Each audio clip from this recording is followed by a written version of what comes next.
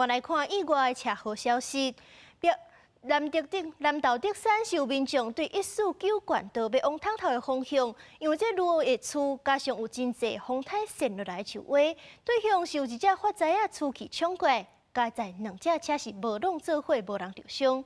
也若是苗栗的3义是有驾驶赛车经过李溪潭村的时阵，向失去控制，弄到路边的徛家，加在这人嘛无安全。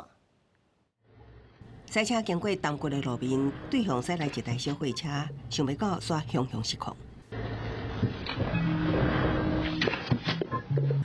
这款的状况，互驾驶行一条，好在在无人受伤。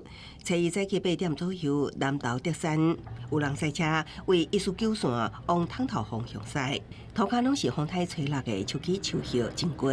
这台纳小货车驶完了后，才发现有封路，出现180度高转到家己的车道上。汽车技师讲，落雨天赛车爱提高警觉。路面的湿滑，或者是轮胎胎纹已经过前，然后再来就是我们货车空车的时候没有载货，它比较容易后面产生打滑现象。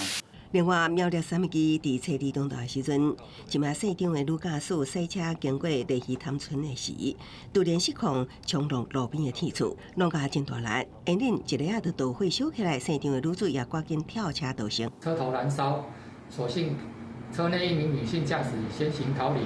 所幸火势未蔓延，仅车损，无人受伤。